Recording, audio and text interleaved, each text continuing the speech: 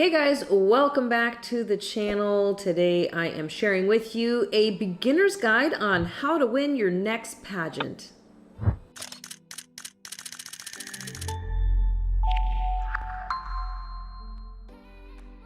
One of the first things that you need to work on is your posture.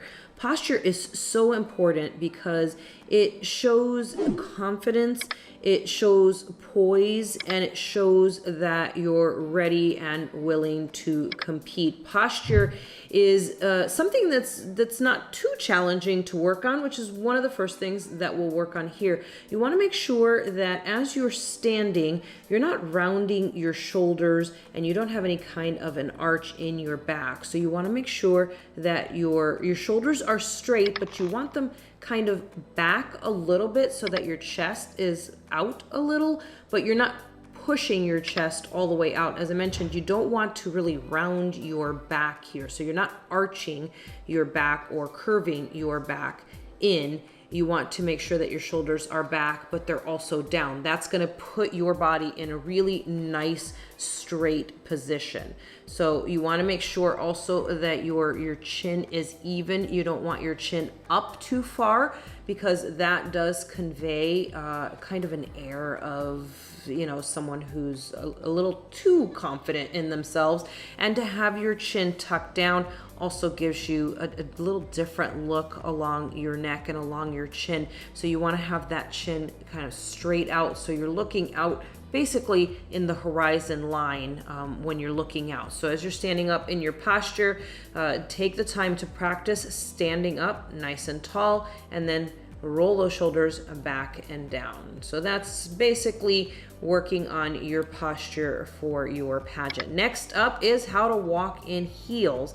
If you don't already know how to walk in heels, we want to start with something a little bit lower and think about using more of a wedge type shoe as opposed to going straight to 3 or 4 inch heels.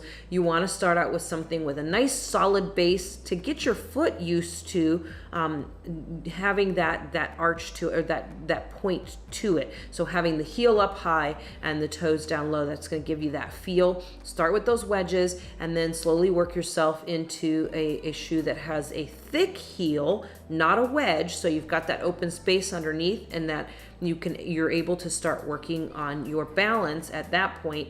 Then you want to switch to a regular heel, but still try to keep it at about 2 inches or so as you start to practice. Once you get a little bit better at it, then go ahead and start using your regular pageant heels when you're doing that. So you want to make sure that you practice as often as you can walking in the heels. So walk in your heels as often as you can. When you're starting out, walk in those wedges as much as you can. You want to make sure that you give yourself every opportunity to be able to walk in the heels with great ease. So just give yourself those chances. Walk and practice in front of a mirror as often as you can as well. So walking in heels is similar to, you know, runway walks. If you're used to doing runway walks in modeling, you're gonna be crossing one foot in front of the other. So you think about kind of walking on like a tightrope or a balance beam, really, because it's a little bit wider. You don't want to cross one foot all the way over so that it's all the way across your body. That's an easy way to lose your balance. You really do want to have kind of that heel toe as you cross one in front of the other. And it needs to be a really smooth, fluid motion as you're walking. You don't want it to be really exaggerated as you're walking. The next thing we want to talk about is how and when to stand in a T position. So with your T position, your feet are essentially in that, it formed the letter T, and essentially what you want to be thinking here is this is a resting position. So the times that you want to be in a T position are times when your feet are not moving. So if you're standing on stage waiting for your turn to walk, you would be standing in a T position when you arrive onto the stage. When you are answering a question on stage, you would be in a T position. So anytime that you are not going to be in motion and you're just going to be standing still on the stage, that is when you're going to be using that T position to allow you to have a nice, elegant look to yourself when you're in that T position. So make sure that as you're standing, practice doing that at home. If you're standing at the sink doing dishes, you're in a standing position, in a still position, practice that T position. Anytime you have the opportunity to do it, practice it so that it's drilled into your head so that you don't even have to think about it when you're on stage. Next up is picking the right shoes. Shoes are really important. Again, you want to pick some shoes that you're able to walk in easily, that you're able to master with practice. So don't pick shoes that are so painful that it literally hurts to take a step. You want to find something that's comfortable, elegant, and is going to go with everything that you are going to wear for your pageant, which leads us right into picking the right dress. Now, with a dress isn't going to win a pageant for you, but it can lose a pageant for you.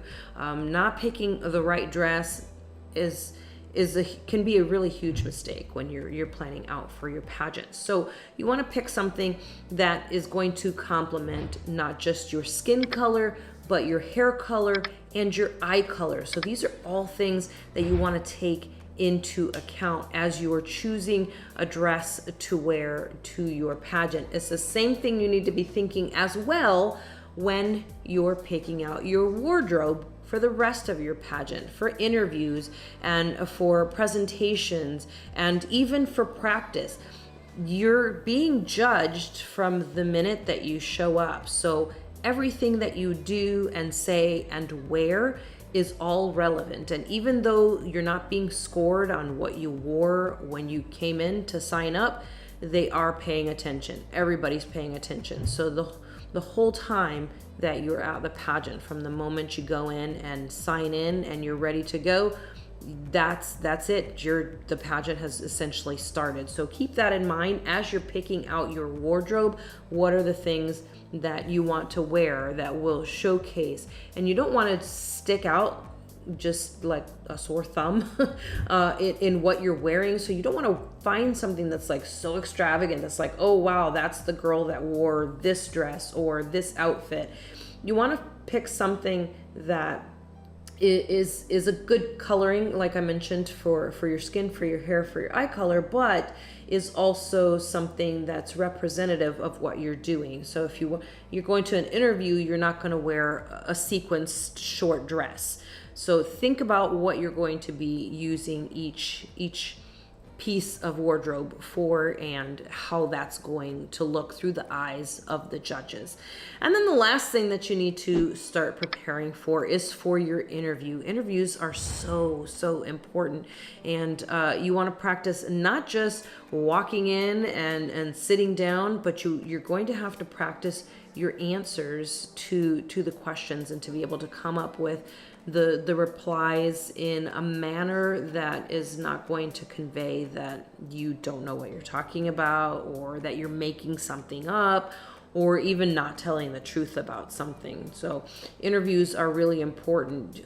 You can really score well if you present yourself in a really good manner in your interview. And the same thing is, you can set yourself into kind of a bad category if you have a challenging time in your interview. So an interview is really important when you're preparing for your pageant. So be sure that you have replies, and again, in the manner that you present yourself for the pageant to come in, and the way that you sit, and the way that you address the judges, and then again in the way that you reply to your questions. Hopefully this has helped you out, guys. We have an intermediate pageant video coming up as well, so be sure to be on the lookout for that. Don't forget to subscribe to the channel, give me a like on this video, and good luck on your pageant.